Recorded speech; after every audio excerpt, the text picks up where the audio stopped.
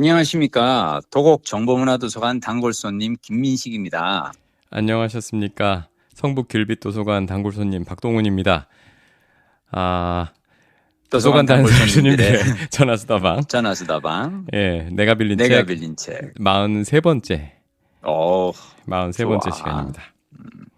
잘 지내셨습니까? 예, 잘 지내셨습니까? 음, 오늘 9월 23일 추분 음, 밤 9시 음.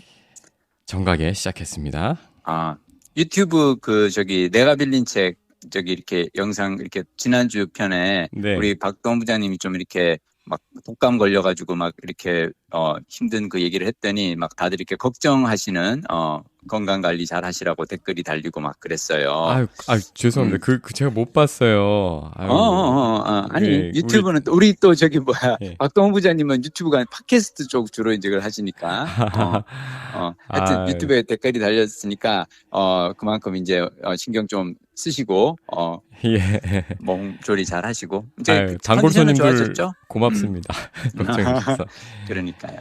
근데 기침이, 음, 이번 독감이 그 음. 후유증이 좀 있네요. 그래서 아, 그래요? 어떤 후유증이 기침이 있어? 점점, 그, 그, 타미플루 먹고 음, 이 독감은 나았는데, 음, 기침이 계속 점점 심해져서, 새로운 다 이제 기침 잡는 약을 따로 먹기 시작했습니다. 그렇구나. 이게 어. 쉽지 않네요.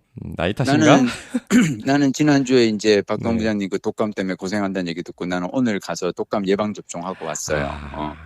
잘하셨어요. 근데 원래 매년 요즘은 해요. 나는 추석 때쯤 예, 매년 하거든. 저도 예전에는 했던 것 같은데 요즘에 음, 그 독감이 특히 음, 올해는 보통 독감은 독감 예방 주사를 지금 맞는 이유가 음, 주사 맞고 한 달 정도 뒤에부터 이제 약효가 나타난다고 하더라고요. 음, 그런데 올해는 이 독감이 뭐 11월 요때 나타나는 게 아니라 그냥 좀 연중 일찍 쭉 있는 나타난 거야? 거예요. 쭉 있는 거예요. 어, 쭉. 예. 어, 그러니 뭐 그동안 이제 대처가 안 됐죠. 바이러스도 이렇게 서로 이렇게 막 나름 경쟁을 하는데 이제 코로나가 하도 잘 나가가지고 인플루엔자 바이러스가 조금 이렇게 기죽어 있다가 이제 음, 좀 코로나가 좀 주춤하니까 이제 내가 좀 다시 한번 좀 시장 다시 석권해야 되나 뭐 이러고 나오고 있는 것 같아.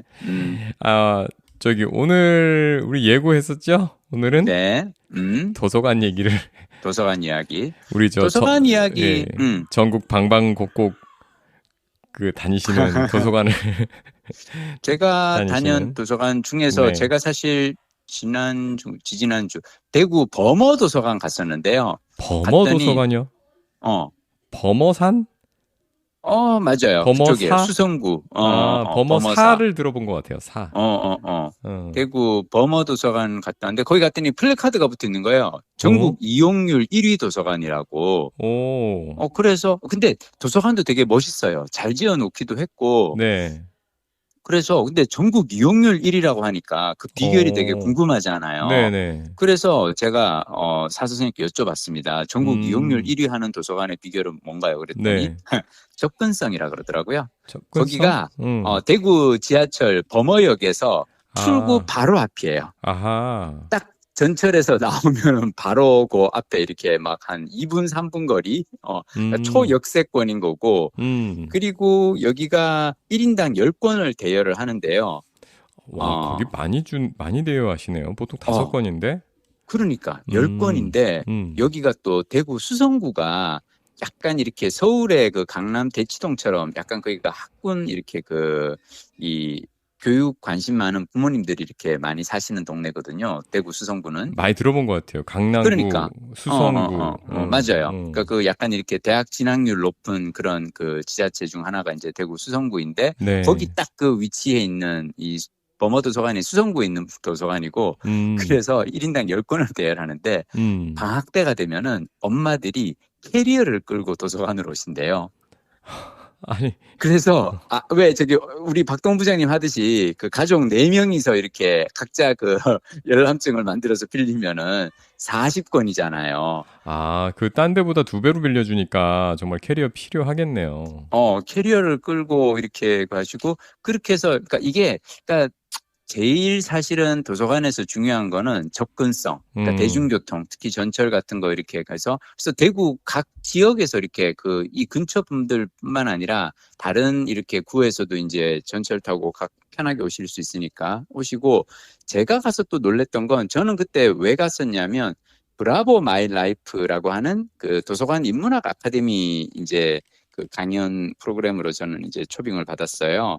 갔더니 이거를 매주 이제 하는 프로그램인데, 되게 놀라웠던 거는 브라보 마이 라이프. 그래서 이건 아예 시니어 대상 강연인 거예요. 그래서 그렇게 특화가 돼 있어서 저도 가서 보고 제가 그동안 했던 강연 중에서 이 청중들이 가장 나이가 좀 이렇게 평균 연령대가 가장 6, 70대 분들이 많으세요. 아하. 거의 이제 할아버지 할머니들이 많이 가신데, 근데 이게 사실 할아버지 할머니들이 이렇게 그 도서관에 와서 강연 듣기가 사실 쉽지는 않거든요. 네. 여쭤보니까 비결이 뭐냐면 매일 있대요, 이런 프로그램이. 그러니까 브라보 마이 라이프라 그래서 저자들이 와서 하는 강의도 있고, 다른 또 저기 뭐 예술 인문학 강의라 그래가지고 그림 소개해 주는 시간도 있고, 그다음 뭐 여행 뭐 이렇게, 그러니까 매일과 같이 이 강연 프로그램이, 시니어들을 위한 강연 프로그램이 있어서 그냥 노인분들은 그냥 일단 범어도서관에 가면은 뭐든 반나절 이렇게 들을 거리가 있다, 놀거리가 있다 해서 그냥 와서 편하게 그냥 오셔가지고 그 강당에서 이렇게 시청각실에서 앉아서 이렇게, 물론 저 강의하는데 좀 이렇게 꼬박꼬박 좋으시고 하시는 분들도 있는데, 전 그래도 되게 좋았던 게, 야, 나이 들어서 이렇게 도서관에 와서 이렇게 시간을 보낸다라는 거는 참 이건 괜찮은 소일거리고 공부기도 하고 취미기도 하고 좋겠다라는 생각이 들었어요. 그러니까 이 대구 범어 수성구에 있는 범어 도서관에는 매일매일 고정된 시간에 하는 브라보 마이 라이프라는 시니어 강좌가 있다는 말씀이시죠? 그러니까 브라보 마이 라이프는 딱 그 요일에만 이제 일단 금요일을 하고 요일별로 다 다른 거예요. 그리고 매주 이제 오는 강사가 다르고.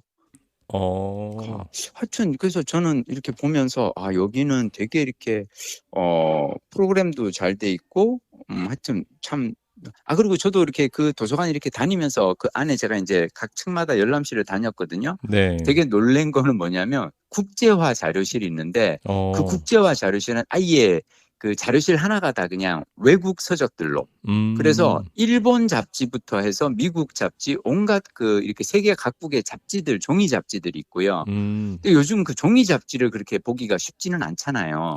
특히 미국 잡지 같은 거 막 그런 것들도 다 있고, 그리고 책들도 되게 잘 이 구비돼 있어가지고 내가 보면서 야, 이건 나도 되게 읽고 싶은 그런 영어 소설들이 거기에 이렇게 구비돼 있고, 그리고 되게 얇은 아이들한테 읽어주기 좋을 만한 그런 얇은 영어 소설이라든지 영어 동화책 이런 책들도 많이 있고, 그러니까 기본적으로 장소도 잘 돼 있고 프로그램도 좋고, 하여튼 그냥 제가 다녀본 중에서는 참 여긴 되게 모범적이고 훌륭한 도서관이구나 라는 생각을 했습니다.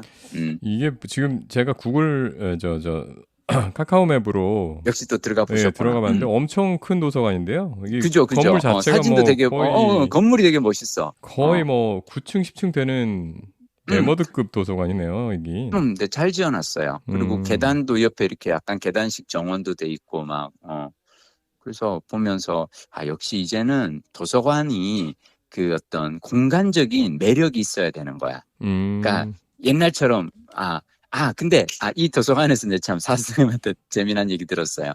이 도서관이 너무 멋있게 잘 지어놓고 장소도 잘 돼 있고 프로그램도 잘 돼 있는데 이용자들이 와서 불평하는 게 딱 하나가 있대요. 뭔지 알아요? 뭘까요? 왜 열람실이 없냐고. 그냥 공부하는데? 그렇지. 우리 그 왜 옛날에 저기 도서관에 가면 있었던 그 칸막이 돼 있던 열람실 있잖아요. 독서실이지. 그렇지. 근데 요즘은 그게 사실은 새로 짓는 도서관에서는 그런 열람실을 안 만드는 게 요즘에 이 트렌드거든요. 그렇구나. 이게 되게 저는 중요하다고 생각하는 게, 저는 이거 잘 이해 못 하시는 분들이 도서관에 가가지고 왜 열람실 없냐라고 하는데, 도서관은 앉아서 그 열람실이 있게 돼버리잖아요. 그러면 거기는 누가 오냐면은 책을 읽으러 오는 사람들이 아니라 수험생들. 그렇지. 이를테면 왜 자격증 공부하는 사람들 있잖아요. 네. 자격증 공부하고, 물론 그런 분들이 공부할 공간은 필요하겠죠. 근데 나는 그게 꼭 도서관이어야 할 이유는 없다고 생각하거든요. 동감. 그리고 옛날에 그 도서관에 열람실이 있었던 이유는 내가 생각했을 때 80년대, 90년대 우리가 알고 있는 그 도서관에 열람실이 있었던 기능했던 이유는 뭐냐면 옛날에는 식구들이 많았어요. 형제 자매가 많고 형 누나 같이 막 이렇게 방 한 방 쓰고 그랬잖아요. 네. 그 시절에는 내 책상이 없는 학생들도 많았어. 그 경우에는 도서관에 가면 그래도 자기 책상이 주어지는 거지, 그죠? 네. 몇 시간이라도. 그래서 도서관을 열람실로 썼는데 지금은 집집마다 각자 자기 방이 있잖아요, 아이들이. 자기 방이 있고 공부방이 있고 자기 책상 없는 아이들이 없는데 게다가 그렇게 공부를 하려고 하면 학생 같은 경우에는 학교에서 사실 충분히 그런 이 열람실이라든지 이런 것들은 다 되어 있고, 그죠? 그래서 저는 도서관은 그렇게 와서 시험 공부하는 곳이 아니라 정말로 책을 좋아하는 사람들이 와서 책을 찾고 책을 읽을 수 있는, 그래서 종합 자료실에 왜 이렇게 소파라든지 이런 잠깐 앉아서 책을 읽을 수 있는 그런 공간은 몰라도 정말 열람실이라 그래서 이렇게 칸막이 쳐놓고 하는 그런 공간은 이제는 저는 없어지는 게 저는 맞다고 생각하거든요. 근데 이제 그러네. 옛날 분들은 오셔가지고 왜 그런 열람실 안 만드냐고 막 이제 뭐라 그러신다는 거죠. 근데 요즘 도서관에 가보면 사실은 장서라든지 특히 프로그램, 그리고 요즘 열람실의 또 특징은 뭐냐면 왜 옛날하고 다르게 그 어린이 자료실이 일단 생기잖아요. 네. 근데 옛날에는 어린이 자료실이 따로 있지 않았거든. 그냥 종합 자료실에 사실은 어린이 서가가 있었죠. 근데 요즘은 어린이 자료실 따로 있죠. 디지털 자료실 따로 있죠. 그리고 왜 약간 그 시청각 자료 이렇게 가는 그런 데도 있잖아요. 네네. 그러니까 되게 다양한 공간들을 꾸미다 보니까 열람실을 사실은 만들기는 이제 힘든 거고, 난 이게 도서관의 어떤 새로운 시대적 요구에 따라서 도서관이 변화하고 있는 건데 그런 변화를 못 따라가시는 어른분들이 꼭 와서 이렇게 항의를 한대요. 그래서 내가 그랬어요. 아니 저기 그 가게 영업하는 가게들도 먹고 살아야 될 거 아니냐. 그런 분들은 스터디 카페 가서 공부를 하시거나 꼭 도서관에서 그걸 모든 그 서비스를 다 제공받으려고 하지 마시고 막 이제 그렇게 얘기는 했는데 하여튼 저는 범어도서관 가서 재밌었어요. 뭐 어쨌든 이 도서관도 바람직한 방향으로 가고 있어요. 보면. 맞아요. 네. 우리 박동원 부장님이 이렇게 다녀보시고 좋았던 도서관은? 전 사실 요즘에는 새로운 도서관은 별로 가보지 못했어요. 뭐 그냥 저희 길빛 도서관 위주로 다니고 그리고 가끔 이제 신간들이 저희 이제 성북구 내에 모든 도서관에 들어오진 않거든요. 그러면은 이제 앱에서 보면은 그 들어와 있는 도서관들, 근데 우리 길빛 도서관 말고 다른 쪽에 들어와 있어서 예약을 걸었는데 거기 가지 않으면 확보할 수 없는 경우에 그 성북구 내에 다른 도서관들을 이제 가보는데 발품을 팔아서 가시는데 예. 이 성북구의 도서관들은 저희 뭐 큰 거 하나 빼고는 다 고만고만하게 작더라고요. 근데 저는 이렇게 그 작은 도서관이 워킹 디스턴스 내에 있는 것도 걸어 다니는 슬세권 내에 있는 것도 차라리 좋은 것 같아요. 그렇지. 좋습니다. 어차피 묶여 있어서 이렇게 뭐 그 상호대차로 갖다 주기도 하니까. 다 갈 수 있기 때문에 맞아요. 네. 근데 하여튼 저는 되게 중요한 거는 나는 작은 도서관들이 이렇게 활성화돼서 여러 군데 있어야지 도서관에 대한 접근성이 그러니까 아주 그냥 큰 도서관이 지하철역 근처에 있는 것도 중요하고 작은 도서관들이 여러 곳 있는 것도 중요하고 그죠? 네. 그런 것 같아. 그 이제 일주일에 한 3군데는 다니시죠? 두세 군데씩은 다니는 것 같아요. 네. 그래서 지금 여름에 여행 다녀오신 후에 그래도 거의 한 10군데, 20군데는 다니셨을 것 같더라고요. 맞아요. 예. 근데 요즘은 내가 또 도서관 강의보다도 또 뭐가 있냐면 교육문화회관 강의들이 또 많이 있어요. 이건 뭐냐면 교육문화회관은 또 이제 교육청 산하 이제 이 지역 시설인데 내일 같은 경우는 전라도 그 곡성의 영화 제목으로 유명한 그 곡성의 교육문화회관 독서문화 한마당을 가거든요. 그러니까 그래서 나는 처음에 연락받고 내가 영화만 봤던, 그러니까 곡성을 사실 한 번도 가본 적은 없었거든요. 박동 부장님 간 적 있어요? 저 곡성 좋아합니다. 어떻게 알아? 어떻게 가봤어? 제가 곡성하고 구례를 묶어가지고 한 오. 두 번? 어. 두 번인가 세 번인가 음. 갔었고, 특히 자전거, 접는 자전거를 그 음. 기차에 싣고 가가지고, 아, 진짜? 예, 그 곡성 구례 구간이 음. 자전거, 그 섬진강길 자전거길 따라서 아, 이렇게 가는 코스예요. 그렇구나. 예, 예. 오. 그래서 그 자전거로 꼭 한번 다니시기를 권하는 동네입니다. 연결성도 나는 그 생각은 좋고, 못 했네. 예, 거기 어. 이제 그 두 역 중에 하나에서 내려서 커버를 음. 하면 되거든요. 예, 음. 그러면은 그 음. 자전거를 이용해서 아주 구석구석 예, 다닐 수 어. 있습니다.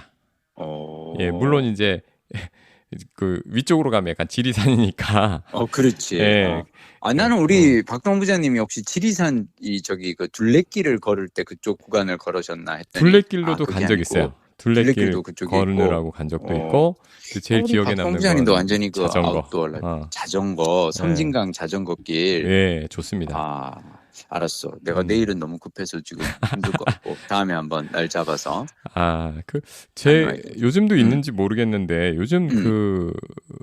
통일호? 아니, 음. 무궁화호 음. 있죠? 요즘도. 음.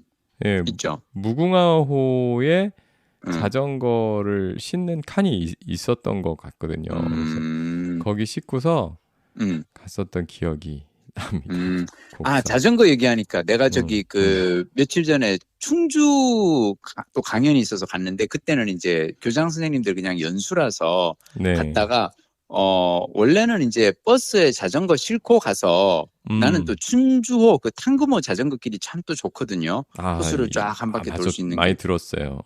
거기 되게 좋아요. 탕금호 음, 자전거길이 너무 좋아서 거기를 가려다가 아침에 서울에서 비가 와가지고 또 비 음, 오는데 내가 자전거 또 이렇게 타고 강남 시내 또 이렇게 달리긴 좀 그래서 음. 자전거는 투고 그냥 갔는데 충주에 도착하니까 충주에는 비가 안 오더라고요. 어, 그래서 충주에 가면 거기 중앙탑 공원이라고 있어요. 네. 거기 이제 신라시대 그 7층 석탑이 있는 그 공원인데, 거기 갔더니 그 고등학생 애들이 막 이렇게 자전거를 타고 막 신나가지고 깔깔깔 소풍원 애들 같은데 막 지나가는 거예요. 보니까 자전거가 디자인이 다 똑같아. 이거 대여용 자전거인데 그러면? 그래서 음, 이렇게 좀 걷고 있는데 또 아까 봤던 그 애들이 또 깔깔깔 오는데 이번에는 그냥 걸어서 오는 거야. 그게 음. 말인즉슨 저쪽 방향에 그 자전거 대여소가 있구나.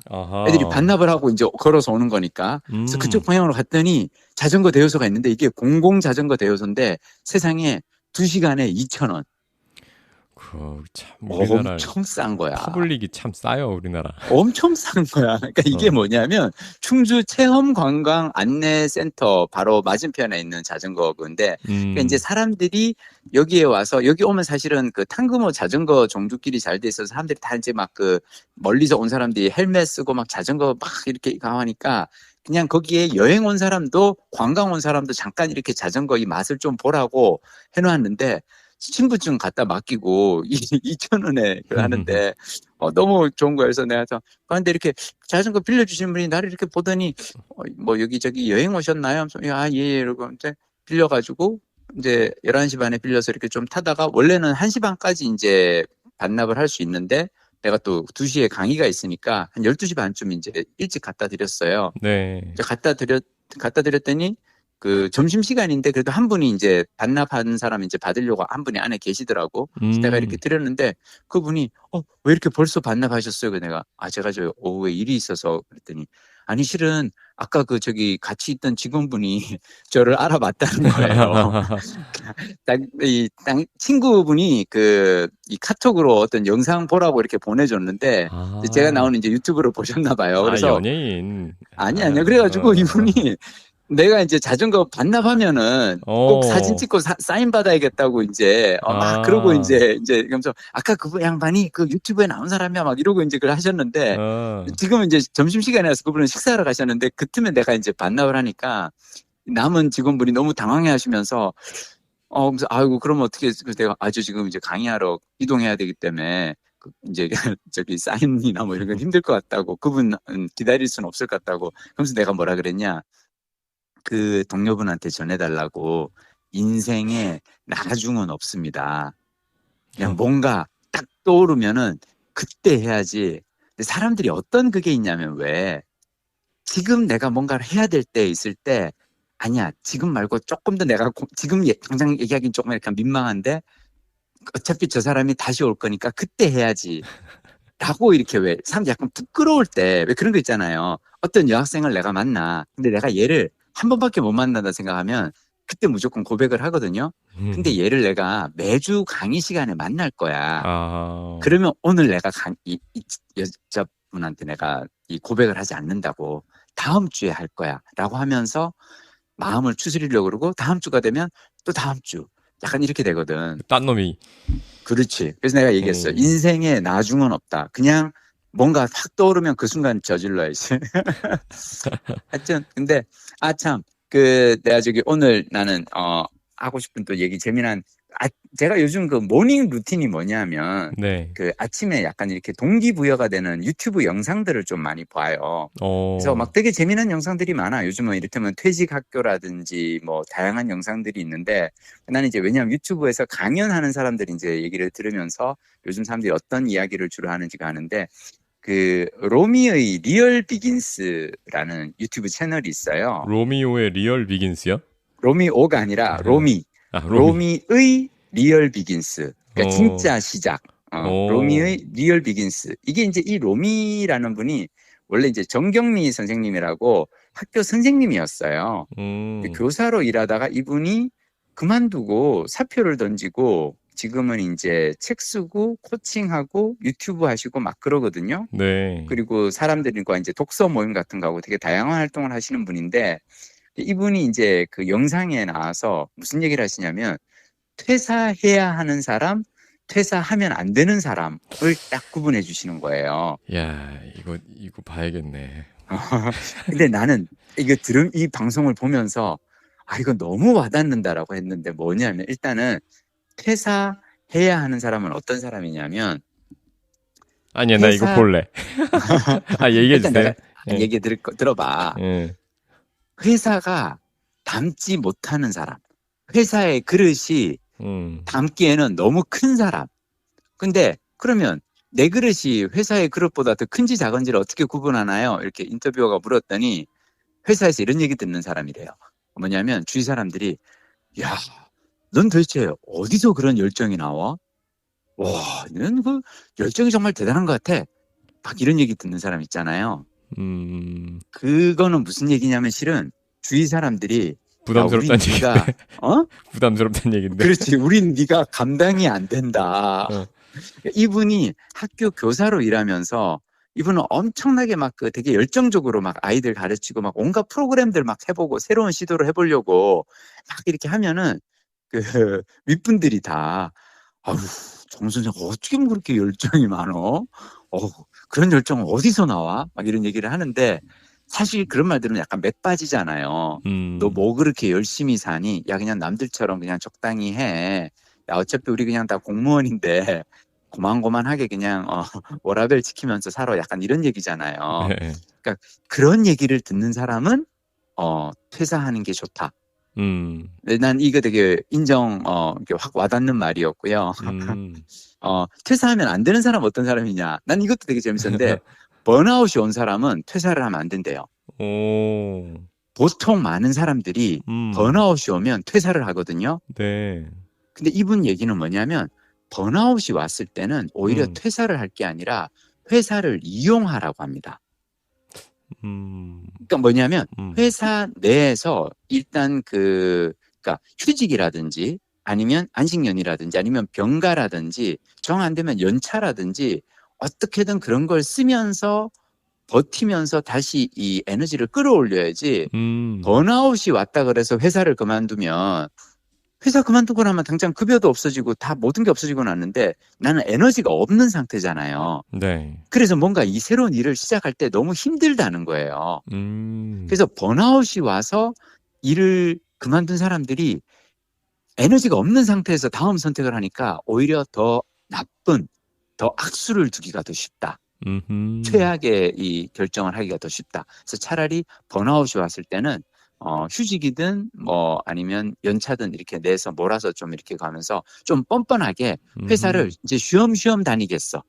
그러니까 번아웃이 와서 사람들이 회사 그만둔 사람들이 너무 심하게 양심적인 사람들이 있어.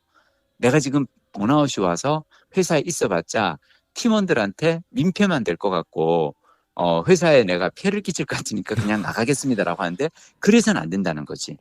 오히려 그럴수록 회사에서 나 지금 번아웃이 와서 저 지금 휴가 낼게요. 좀 쉴게요. 라고 하고 회사라는 그걸 최대한 활용하면서 그 안에서 에너지를 모으고 에너지가 다 차면 그때 나가라는 거지. 난 이것도 되게 재미난 거라고 생각했어. 근데 음, 이게 로미의까지만 쳐도 로미의 리까지니까 쫙 나오는 거 보니까 음. 좀 많이 보는 것 같은데 구독자는 우리보다 적네. 아유, 그러지 마. 뭐 이런 걸 보고 그렇지 내가.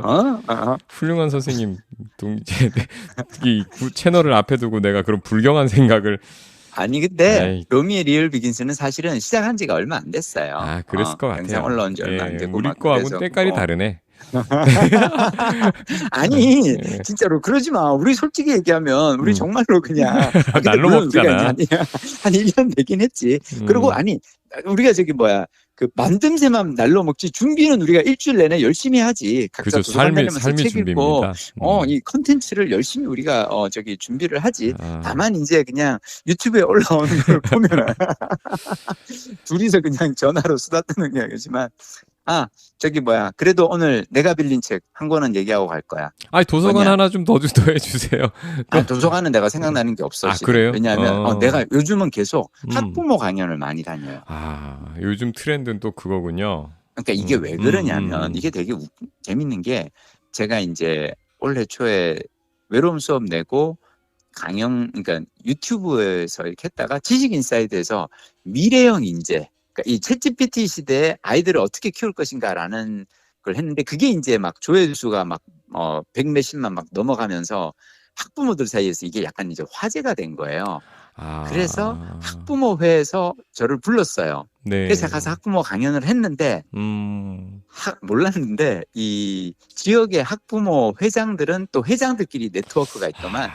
그래서 이 PD님 모셨는데 반응이 어머니들 반응이 좋았어요. 그래서 여기저기서 지금 불러가지고 계속 거기 다니다 보니까 하여튼 최근 줘서 가장 이제 근작인 외로움 수업은 사실 시니어들의 맞아요. 시니어들이 주 타겟이어야 되는데 또 글로 흘러가셨네요. 근데 또 내일 저기 가는 그 곡성 교육문화회관은 그래서 외로움 수업의 저자로서 가는 거예요. 그거는 또 이제 외로움을 즐거움으로 바꾸는 법 이 아이의 강연 제목이고. 근데 나는 어떻게 생각하냐면 이게 그래서 저는 유튜브 시대, SNS 시대의 어떤 이 재미난 그건데 일은 어디서 어떻게 터질지를 모르는 거더라고요.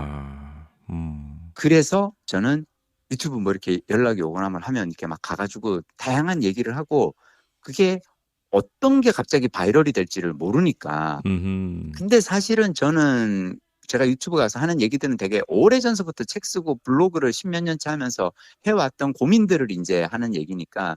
그래서 일단 내가 생각했을 때는 다양하게 늘어놓고, 그러니까 왜 그 길에 이렇게 좌판 늘어놓듯이 막 늘어놓고 자 골라 이 중에 괜찮은 거 한번 있으면 한번 가져가 보세요. 해놓고 이제 먹힌다 싶으면 이제 그쪽으로 이제 좀 하고 약간 그런 거죠.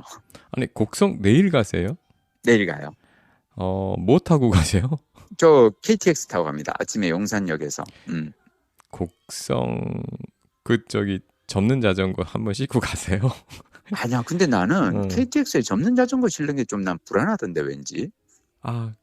KTX. 근데 제가 예전에 탔던 그 무궁화호라서 그런가? 자전거 넣는데 따로 있던데요? 그래? 알았어. 하여튼 내일은 근데 나는 그냥 저기 강의에 집중할 거야. 자, 우리 지난주에 예고했던 것 중에 내가 이기적 시간 관리. 내가 도서관에서 빌린 책. 근데 요 책 그냥 간단하게만 저는 그냥 소개하고 그냥 넘어갈게요. 네. 뭐냐면 시간 관리에 대해서 이분이 한 얘기가 난 재밌어서 시간 관리를 못하는 사람과 잘하는 사람을 또 이분이 또 딱 이게 두 가지를 하는데 시간 관리를 못하는 사람에게는 어떤 일이 생길까요? 첫째, 신뢰를 잃게 된다. 항상 약속 시간에 늦는 사람을 누가 믿겠어요? 네. 둘째, 돈을 잃게 된다. 일정 관리가 제대로 안 되면은 프로젝트나 사업을 주도적으로 맡아서 진행하기가 어려운 거죠. 그리고 셋째, 건강을 잃게 된다. 왜냐? 시간 관리를 못하면 되는 대로 먹고 되는 대로 잔다. 절제하지 못하고 관리하지 못하니 매번 운동도 체력도 그대로다. 그리고 이게 이제 시간 관리를 못하는 사람의 이게 일어나는 일이고, 시간 관리를 잘하면 당연히 첫째, 신뢰를 얻게 된다. 자, 근데 세상 모든 것은 믿을 수 있느냐와 없느냐로 구분되며, 신뢰는 곧 신용으로 우리에게 기회를 준다. 그리고 둘째, 돈을 얻게 된다. 하다못해 카드 대금 나가는 날이나 대출 이자 내는 날을 깜빡해서 놓치는 실수를 줄여준다. 그리고 셋째는 이제 건강을 지키게 된다. 뭐 이러면서 이제 얘기를 하시는데, 저는 기본적으로 이 책을 제가 이제 읽게 된 이유는, 이인복 선생님이, 제가 그 PD 연합회에서 그 강연을 했었어요, 이분이. 이인복 선생님이요? 이인복. 이인복? 어, 어떤 분이시죠? 이분이 뭐냐면 스마트 워크, 그러니까 이 일의 생산성을 어떻게 올릴 것인가에 대해서 주로 얘기를 많이 하시는 분인데요. 요즘은 챗GPT 강연도 하시고, 얼마 전에는 강남구청에서 아주 큰 그 챗GPT 시대, 이 챗GPT 활용법에 대해서 강의도 하시고, 그러니까 약간 그 IT, 새로운 IT라든지 이런 쪽 그 책도 많이 쓰시고 하는데, 그때 PD연합회에서 나한테 이제 묻는 거예요. 강사를 좀 추천을 해달라 그러면서, PD들의 생산성을 올릴 수 있는 방법이 뭘까? PD들의 이 시간당 어떤 그 효율을 올릴 수 있는 그 강의를 좀, 그래서 제가 그때 이제 여기저기 이렇게 알아보고 추천한 강사가 이인복 선생님인데, 그때 내가 네이버 메모장을 이인복 선생님 강의에서 배운 거예요. 나는 그 전에 그냥 스마트폰에 있는 이게 스마트폰에 깔려 있는 기본 앱 있잖아요. 메모에. 삼성 거. 그거 그냥 쓰고 있었는데, 이인복 쌤이 네이버 메모를 쓰면은 온라인으로 연동이 되기 때문에 스마트폰에서 작업하던 거 PC에서 볼 수 있고, PC에서 작업해서 스마트폰으로 보내고, 뭐 이게 쉬워진다. 그걸 몇 년 전에 제가 강의에서 듣고 이걸 되게 잘 쓰고 있단 말이죠. 아니, 인복이군요. 인복. 아니, 되게 젊은 분인. 엄청 젊은 분이에요. 젊은 그러니까 분이네요? 되게 IT에 되게 해박하고 그렇지. 나이 든 사람들은 신기술이 좀 약해. 그렇구나. 그리고 약간 IT 쪽으로는 엄청 책 많이 쓰셨어요. 그렇구나. 세상은 넓고 고수는 많아. 또 우리가 배워볼 만한 그런 분입니다. 아니, 근데 이렇게 사실 자기계발서, 저 이 대목에서 아침에 이렇게 아까 그 리얼 비긴스 같은 또 동영상 유튜브 보시고, 또 이렇게 이인복 선생의 시간 관리 뭐 이런 책 보시고, 이게 다 자기계발서 계통이잖아요. 그렇죠. 그런데 사실 자기계발서가 쉽게 물리는 또 이 분야 중에 하나거든요. 그래요? 그렇지 않나요? 우리 박동원 부장님은 밥이 물려요? 저 밥이 물려요. 죄송한데 저는 자기계발서는 저한테는 밥이고요. 그리고 소설은 그냥 이렇게 가끔씩 나가서 먹는 외식이고요. 그리고 재테크 책은 이렇게 밥 위에 가끔씩 이제 뿌려 먹는 이제 무슨 김가루나 이런 그게 되고요. 나는 자기계발서가 나는 절대 안 질려요. 제일 재밌어요. 이게 자기계발서는 보통 메시지가 되게 강하잖아요. 그 메시지가 이렇게 짜임새 있게 구성이 돼서 다가오는 거라서, 그러니까 계속 이렇게 해야 돼, 뭐 이렇게 해야 돼, 이거 얘기를 계속 듣는 느낌이라서 저는 조금 힘들더라고요. 이거를 계속 하는 게.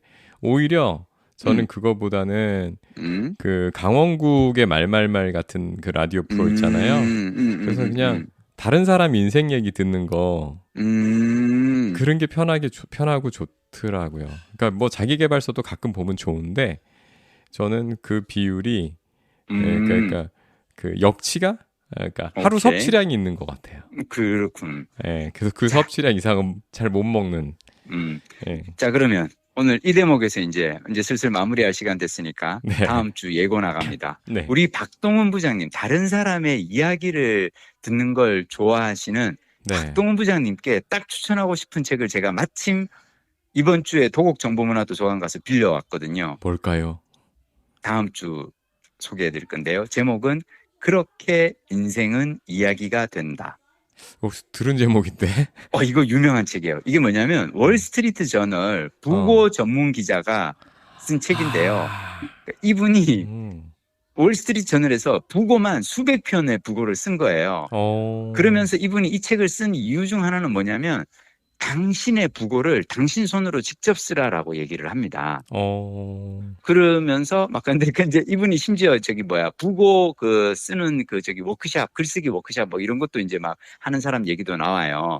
그랬더니 이제 어떤 70대 노인이 아니 내 부고를 내가 쓰고 있으면은 자꾸 이렇게 죽음에 대해서 얘기하면 내가 빨리 죽을 것 같아서 싫어 그랬어요. 그랬더니 강사가 뭐라 그러냐면 선생님, 섹스 얘기 한다고 임신됩니까? 아니, 그래서 나는, 근데 그렇게 인생은 이야기가 된다. 여기에 정말로 다양한 사람들의 인생 얘기가 나오는데, 너무 좋아요, 이 책. 요거를 제가 다음 주에 다시 한번 좀 이렇게 더 상세하게 한번 소개해 드리도록 하겠습니다. 우리 박동 부장님의 취향 저격 책일 것 같아요. 신간인가요? 이게 아마 올해 나온 책일 거예요. 잠깐만, 이게 내가 실은 그렇지. 2023년 7월 24일 날 나왔으니까 따끈따끈한 책이네. 따끈따끈한 책이고 실은 이게 이기적 시간 관리와 함께 제가 도곡정보문화도서관에 신청한 희망도서들이에요. 제가 그래서 하여튼 저는 또 이렇게 신간 또 이렇게 나오면은 또 바로바로 하니까. 그 신간 신청해서 구매가 되면 신청한 분한테 처음 맨 먼저 오죠. 주나요? 예, 연락이 와요. 톡으로 연락이 와요. 나는 내가 하도 한 10권 이상 했는데 한 번도 연락 온 거 보니까 안 온 거 보니까 진짜? 근데 제 생각에는 근데 있긴 들어오긴 했거든요. 아마 저보다 먼저 같은 책을 신청한 분들이 그럴 수 있을 있죠. 거예요. 근데 그거는 말이 안 되는 게 우리 강남구 같은 경우에는 그래서 신청하기 전에 먼저 신청이 돼 있는지 안 돼 있는지 검색부터 하게 돼 있어요. 그래? 그래서 다른 사람이 신청한 책은 신청을 못 하게 돼 있죠. 당연히 그래야 되지 않아? 그게 되게 중요해. 그러니까 만약 박동 부장님이 우리 강남구 구립도서관이라면은 신청을 했다는 거는 다른 사람이 신청을 한 사람이 없기 때문에 신청을 했고, 그럼 박동 부장님한테 맨 먼저 톡으로 연락이 가야 돼. 도서관에 딱 그 장소에 들어오는 순간. 내가 따져야지. 내 단골사님인데. 괜히 또 이 얘기해가지고 또 이제 박동 부장님 또 이렇게 성북 길비도서관하고 또 사이가 틀어지는 거 아닌가 모르겠다. 이기적 시간 관리에서 그냥 여러분들께 낭송하고 싶은 대목 딱 하나만 읽어드리고 오늘 엔딩으로 해주시죠. 오늘 엔딩입니다. 알리바바의 마윈이 가난한 사람에 대해 이렇게 말한 적이 있답니다. 세상에서 함께 일하기 가장 힘든 사람은 가난한 사람이다. 자유를 주면 함정이라 말하고 작은 비즈니스를 하자고 하면 돈을 별로 못 번다고 하고 큰 비즈니스를 하자고 하면 돈이 없다고 한다. 새로운 일을 시도하자고 하면 경험이 없다고 하고 전통적인 비즈니스를 하자고 하면 레드오션이라 어렵다고 새롭고 혁신적인 비즈니스라고 하면 다단계라고 하고 상점을 함께 운영하자고 하면 자유가 없다고 하고 신규 사업을 하자고 하면 자기는 전문가가 아니라고 한다. 구글이나 포털에 물어보기를 좋아하고 의견을 듣는 것을 좋아한다. 대학 교수보다 더 많은 생각을 하지만 더 적게 행동으로 옮긴다. 이걸 혹시 예전에 들어보신 적 있나요? 처음 들어요. 그래 너무 재밌지 않아요? 이 마윈이 말한. 자, 여기에 대해서 근데 이걸 또 이인복 저자가 패러디를 했어요. 시간에 대해서 이렇게 말합니다. 세상에 함께하기 가장 힘든 사람은 시간관념이 없는 사람이다. 10분 먼저 출근해 일을 준비하라고 하면 그만큼 자유시간을 뺏긴다 하고 업무 능력이 떨어지니 시간을 들여 배우는 게 어떠냐고 하면 배울 시간이 없다고 한다. 저녁에 무료로 가르쳐 준다고 하면 약속이 있어서 오늘은 안 된다고 하고 하고 싶은 일을 이루기 위해 지금 시간을 아껴 써야 한다고 하면 어차피 못 이룰 것이기 때문에 지금 충분히 놀겠다고 한다. 하루 1시간이라도 자신을 돌아볼 시간을 가져야 한다고 하면 그럴 시간이 없다면서 게임할 시간은 가진다. 재밌지 않아요? 그러네요. 하여튼 이 이기적 시간 관리 너무 재밌었고요. 나는 사실은 우리 박동원 부장님은 시간 관리의 달인이시지. 일주일에 한 번씩 이렇게 꼬박꼬박 이렇게 콘텐츠를 만들어낸 생산해낼 수 있는 이런 정도의 그 생산성 쉽지 않아요. 사실 파이팅. 요즘 거의 한 달간 무빙과 카지노 디즈니 플러스를 재개하고 어, 여기 너무 많은 시간을 뺏겨가지고 사실은 자책하고 있던 아, 차였습니다. 그러지 말아요. 빨리 일상으로 돌아와야지. 그러지 말아요. 이미 너무 훌륭하게 잘 살고 있고 너무 잘하고 있어요. 당신은 당신으로 충분한 사람입니다. 정신과에서 최명기 선생님의 저서예요. 아, 그렇군요. 무빙 감동이에요. 아, 무빙 감동이에요? 감동입니다. 또 봐야겠구나. 아. 알았어. 예, 오늘 저기 좋은 그래. 얘기 고맙습니다. 예. 내일은 내가 그러면 섬진강 한번 가서 이렇게 구경만 하고 올게. 곡성 좋다. 곡성.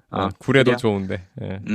다녀오겠습니다. 예, 잘 다녀오십시오. 예, 여러분 다음 주에 만나요. 예.